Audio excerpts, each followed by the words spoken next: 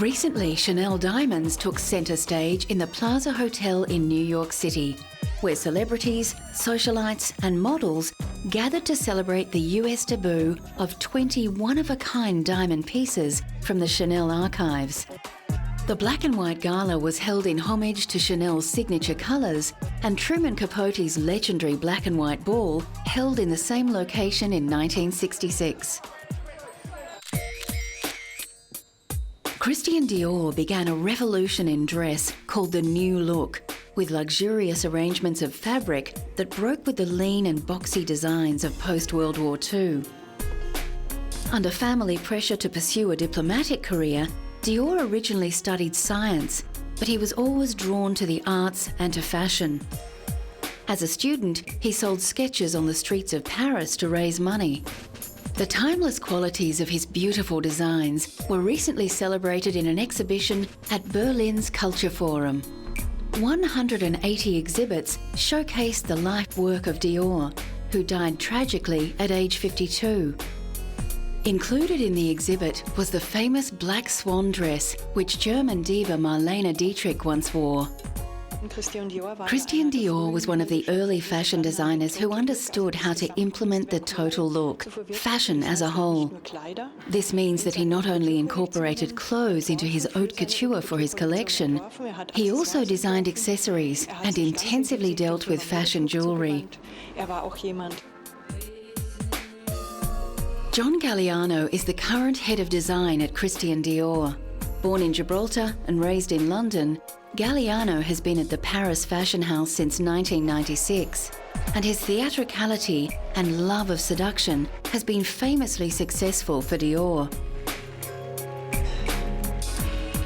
Here, his haute couture Paris show is faultless in its invocation of beauty, luxury and elegance. The reason why Christian Dior has so much success with Galliano after 10 years is because Galliano brings to the House of Dior his creativity, his modernity, and he respects the heritage of Mr. Dior.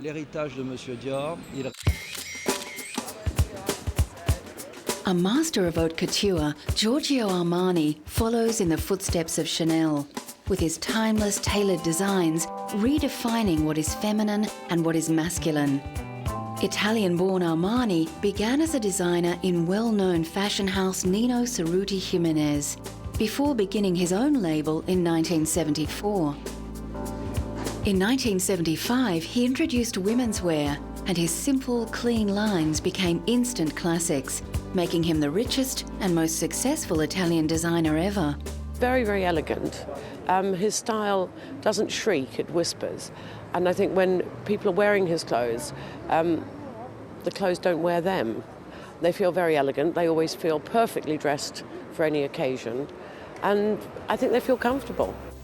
At a retrospective in the Royal Academy of Arts in London, the timeless quality of Armani's designs is more than apparent.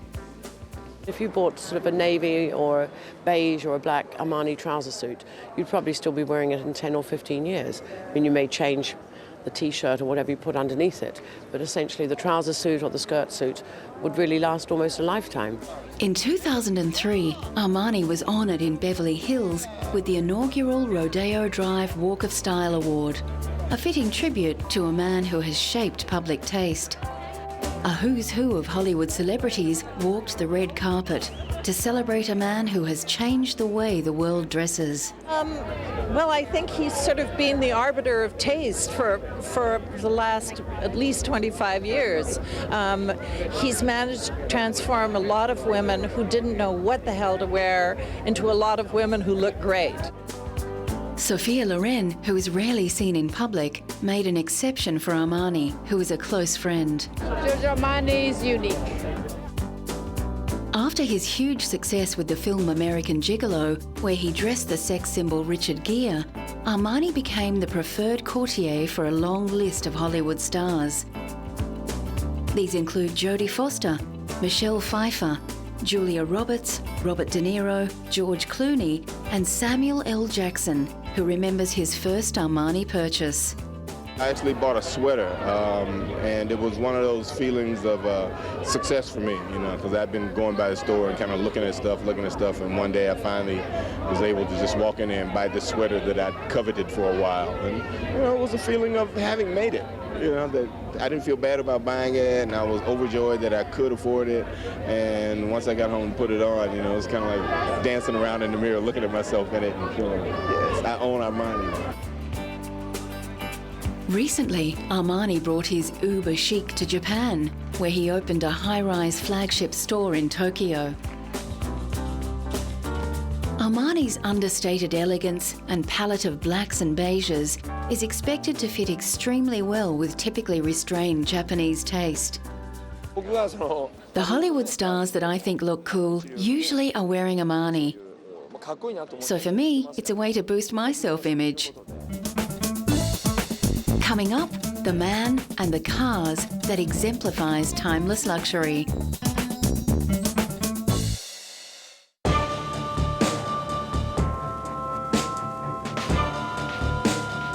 If ever a man and brand defines timeless classics, it's James Bond. Some of the world's most handsome and charismatic men have played 007. The British agent who breaks all the rules, but always gets the villain. James Bond is known for his taste in fast cars, beautiful women, and dry martinis. Over 20 films have been made about his adventures, films that have earned an approximate $11 billion worldwide.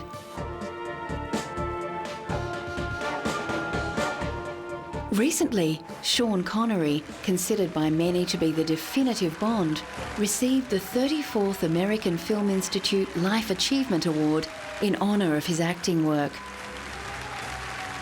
Connery starred in 7 Bond films, but originally Ian Fleming, the creator of the James Bond series, was unwilling to cast Connery, considering him too unrefined.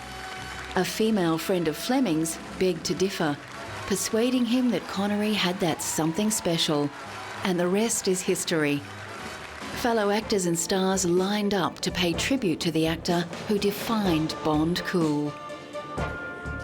He's my father, he's my mentor, my inspiration. Great man, wonderful occasion. I'm delighted to be here to honor him.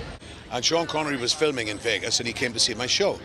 So he knocked the dressing room door and this bodyguard that I had, he looked up and he says, yes, Mr. Connery, what can I do for you? You know what I mean? Like, but, you know. So Sean went and lifted him up, my bodyguard, and just placed him over to the right, to the left, his left-hand side, and just walked in. The current James Bond is the British actor Daniel Craig. Craig is the 6th actor to play Bond, after Connery, George Lazenby, Roger Moore, Timothy Dalton, and most recently, Pierce Brosnan.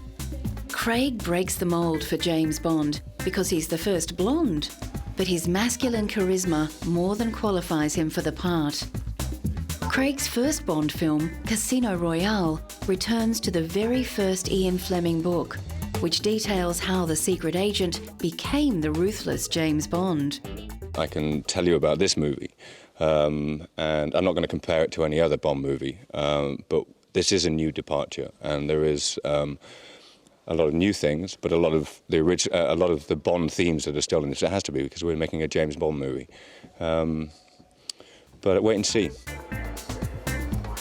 Many men and women fantasise about a life filled with luxury and adventure, and an exhibition of 007 memorabilia assembled at London's Science Museum offers the public a chance to make that wish come just a little bit true.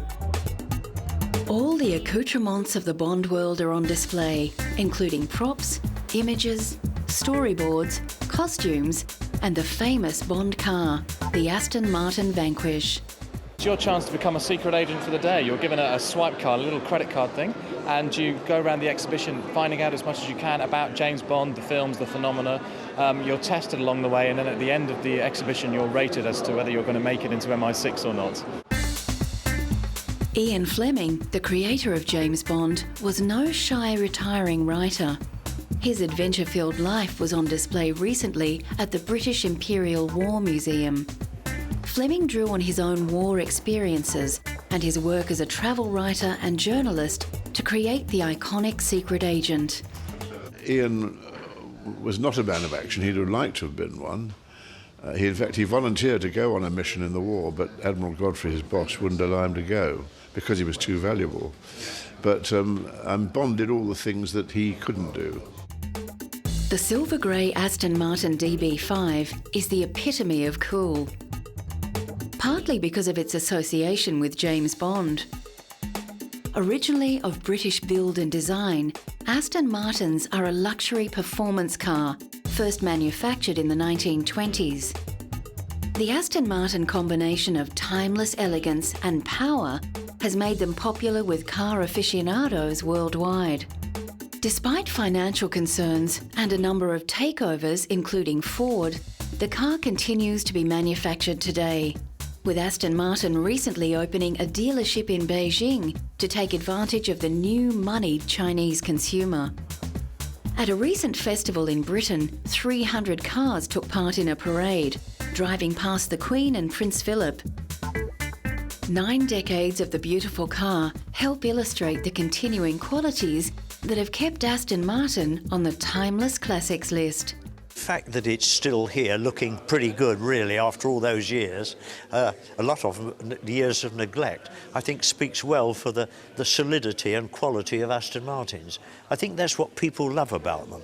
It's rather like a Rolex watch. It comes apart and goes together again with perfection. The late King Hussein of Jordan was a collector who knew and loved his luxury cars. Abdullah Hussein recently opened the museum in Jordan as a tribute to his father. And the collection of classic and vintage cars is a veritable who's who of top quality luxury cars. With over 50 on display, many of the vehicles have been used on official occasions, including the late King's coronation and public wedding celebrations. One car that can safely lay claim to the label timeless luxury is the German-built Mercedes-Benz.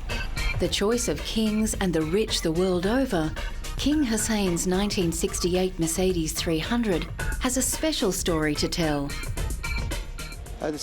In this Mercedes, King Hussein survived a failed assassination attempt in Suela, and thank God no one was wounded and nothing happened to the car.